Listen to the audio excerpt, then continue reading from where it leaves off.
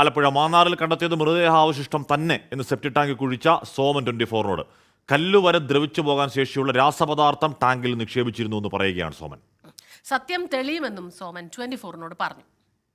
ദുരൂഹമായ കൊലപാതക വാർത്തകൾ എവിടെ കേട്ടാലും ആദ്യം നമുക്ക് ഓർമ്മ വരുന്നത് സോമൻ ചേട്ടൻ്റെ പേരാണ്. സോമൻ ചേട്ടനാണ് എത്ര ദുഷ്കരമായ സാഹചര്യത്തിലും ആ മൃതദേഹാവശിഷ്ടങ്ങൾ എടുക്കുന്ന ഒരാളാണ് സോമൻ ചേട്ടൻ. സോമൻ ചേട്ടൻ നരബലി കാലത്താണ് സോമൻ ചേട്ടൻ ഏറെ വാർത്തകളിൽ നിറഞ്ഞത്.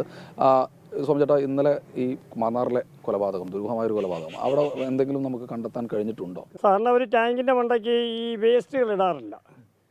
സെപ്റ്റി ടാങ്കിൽ ആരും വേസ്റ്റ് ഇടത്തില്ല. കാരണം വെച്ചാൽ നാളെ സമയത്ത് നിറയുമ്പോൾ പൊളിക്കാനുള്ള സാഹചര്യത്തിലാണ്. പിന്നെ ഞങ്ങളെ കൊണ്ട് കഴിയാഞ്ഞിട്ട് JCB വിളിച്ച് മണ്ണ് മാറ്റി സ്ലാബ് പൊക്കിയപ്പോൾ ഈ മേളിൽ ഈ വെളുത്ത് പൊടി പോലെ ഇരുന്നപ്പോഴേ ഞാൻ DSP അദ്ദേഹത്തോട് പറഞ്ഞു, സാറേ ഇതിനകത്ത് എന്തോ ഉണ്ട് എന്ന് ഞാൻ പറഞ്ഞു. അതായത് കഴിഞ്ഞാൽ അത് പൊളിച്ചിട്ട് പിന്നെ ഇങ്ങപ്പുറത്തെ ടാങ്കി കൂടെ പൊളിച്ച് മാറ്റിയിട്ട് നിങ്ങളെല്ലാവരും കണ്ടു കാണും. കാരണം അത് കോരിക്കളയാൻ പറ്റില്ല.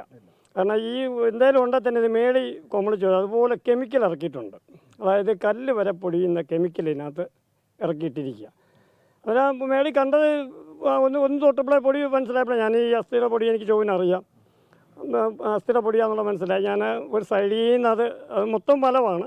ആ മല കംപ്ലീറ്റ് അരിച്ച് പറക്കി, ചെറുതായിട്ട് അരിഞ്ഞരിഞ്ഞ് പറക്കി കുറേ കഷ്ണങ്ങൾ കിട്ടി. അത് എല്ലാം അതാണെന്ന് പറയാൻ പറ്റില്ല.